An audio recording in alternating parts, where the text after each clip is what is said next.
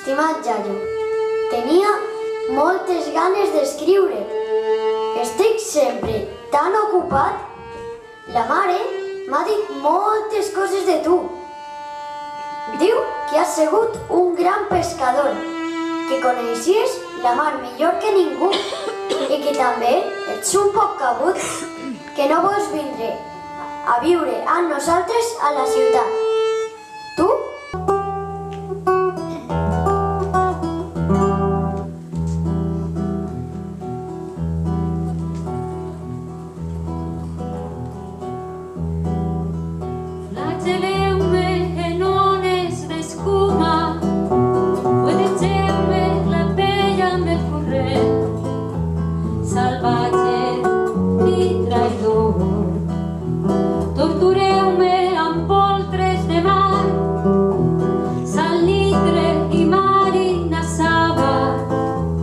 Deixeu-me morir de mar i d'aigües. Porteu-me descabellat, el seu pols ho ha arrossegat. Soterreu-me en la distància, escanyeu el somni submarí, fútil i subreptici, irreverent nostàlgia de salvada, salat d'enyorança, i deixeu-me moribund a la vora molt prop del mar de l'aigua. Talleu-me els membres en ullals de taurons i punxagudes ratlles.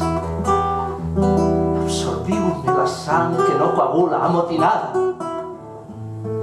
i deixeu-me al costat de pols, nècores i salves, corals, meduses, roques, sentir-lo elegants, somiar balalla, i obscenes sirenes de llebrada coberta, mortalment seduint-me en els seus mortals crits, i els seus virginals pits, i la vagina d'escaques nua, l'infàmia corrompuda, assistint a l'orgia infinita de la sang, garbellada, reolida i macabra.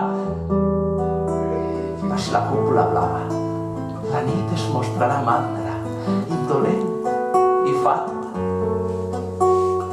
respirant tastos peritosos, en la vela llunar, estesa i blanca, cenyint amb vent de nit i flamejant venjança per tantes ignomínies, per tanta submisa esclavitud, tanta solitud, tanta sal escopida, per tanta mar destronada, per tant d'exili de l'aigua, per tanta lluna greujada.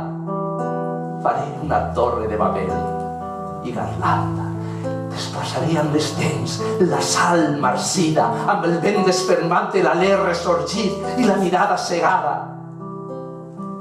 L'aigua sotmesa, la terra descarnada, l'aigua ferma, la terra blana, i un cel infinit d'estreles de lluerna posarà teules de nit en la mirada i esculpirà una nit perpètua de làpides cuirassades, puntejada de vedins i de cometes brodada,